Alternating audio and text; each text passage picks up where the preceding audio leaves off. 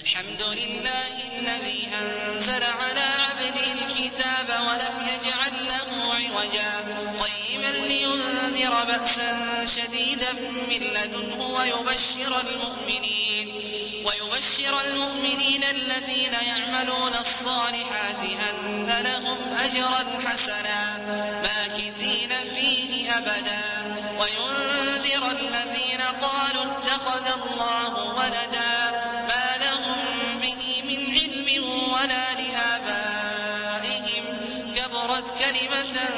تخرج من أفواههم إن يقولون إلا كذبا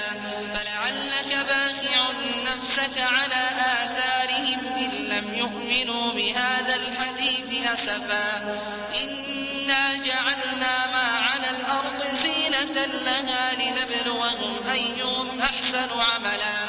وإنا لجاعلون ما عليها صعيدا جرزا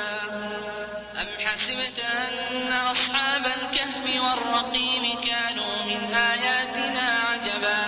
إذ أوى الفتية إلى الكهف فقالوا ربنا آتنا من لدنك رحمة وهيئ لنا من أمرنا رشدا فضربنا على آذانهم في الكهف سنين عددا ثم بعثناهم لنعلم أي الحزبين أحصى لما لبثوا أمدا نحن نقص عليك نبأهم بالحق إنهم فتية آمنوا بربهم وزدناهم هدى وربطنا على قلوبهم إذ قاموا فقالوا ربنا رب السماوات والأرض لن ندعو من دونه إلها لقد قلنا إذا شططا هؤلاء قومنا اتخذوا من دونه آلهة لولا يأتون عليهم بسلطان بين فمن أظلم ممن افترى على الله كذبا وإذ اعتزلتموهم وما يعبدون إلا الله فأووا إلى الكهف ينشر لكم ربكم من رحمته ويهيئ لكم من أمركم مرفقا وترى الشمس إذا طلعت تزاور عن كهفهم ذات اليمين وإذا غربت تقرضهم ذات الشمال وهم في فجوة منه ذلك من آيات الله من يهد الله فهو المهتد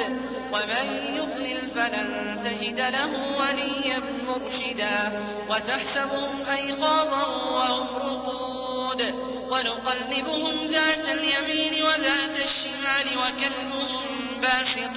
ذراعيه بالوصيد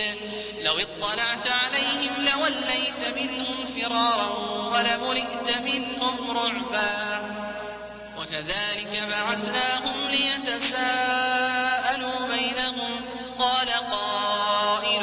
منهم كم لبثتم قالوا لبثنا يوما أو بعض يوم قالوا ربكم أعلم بما لبثتم فابعثوا أحدكم بورقكم هذه إلى المدينة فلينظر